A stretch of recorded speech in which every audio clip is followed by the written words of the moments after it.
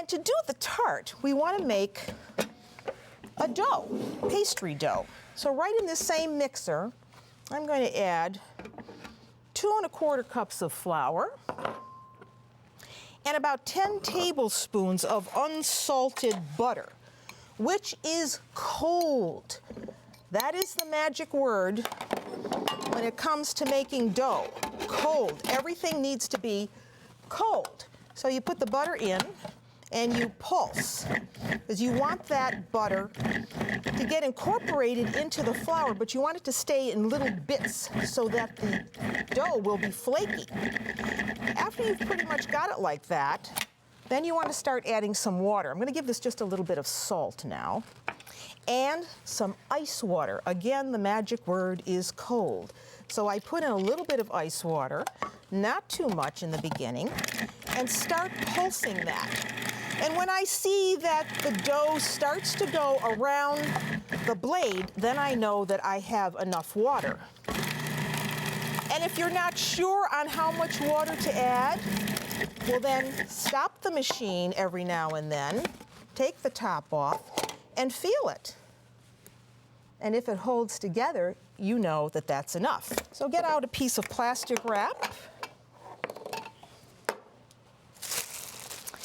and put the dough in the refrigerator. Kind of get it into a disc shape, like that. Put it on the paper, wrap it well, and in the refrigerator it goes for about an hour or so. And when it's chilled,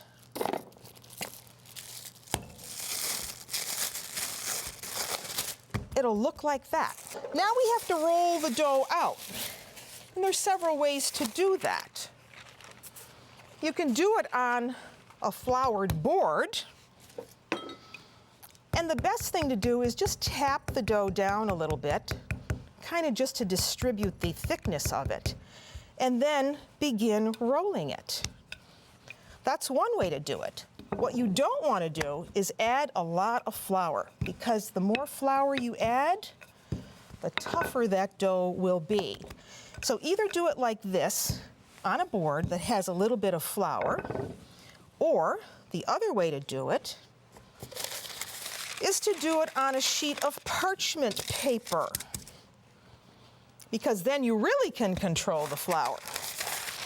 And if you put another sheet over the top, then you can roll over the parchment and try to roll from the center out to the edges instead of rolling across the dough like that, because that will just toughen the dough as well. So once you get it out into the diameter that you want, then you want to take the top paper off. Leave the bottom paper on, because now you're going to bake it on a bake sheet. So you put it right on your rimless bake sheet, and here's that wonderful almond paste already prepared. You see, it looks like that. And remember, I told you that this is just almonds and sugar. But I think it's nice to roll the almond paste out to the size of the dough. And if it's very pliable, so if it breaks, you can just patch it very easily.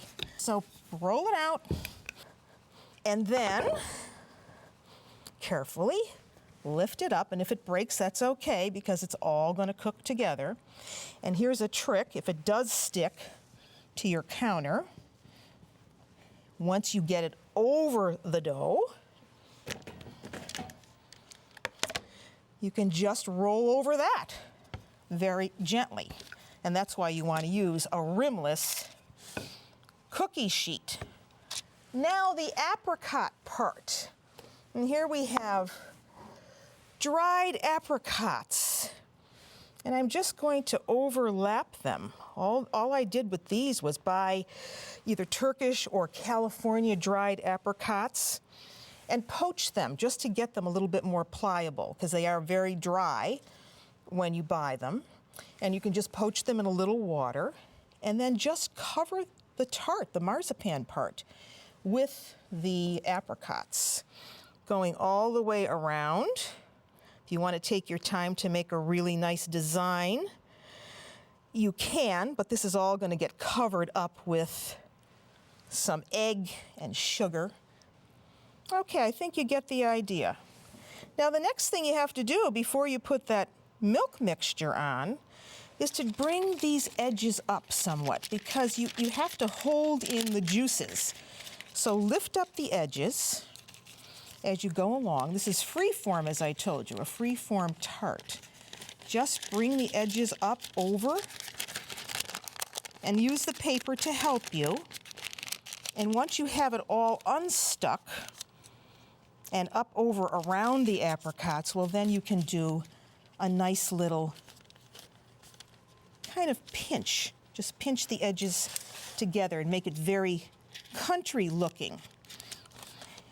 And now what we want to do is give that some milk with an egg. This is going to make that nice little custard I told you about. Just beat that up. And for this, you can use almond extract if you want to, or a little bit of vanilla. Here's a little vanilla.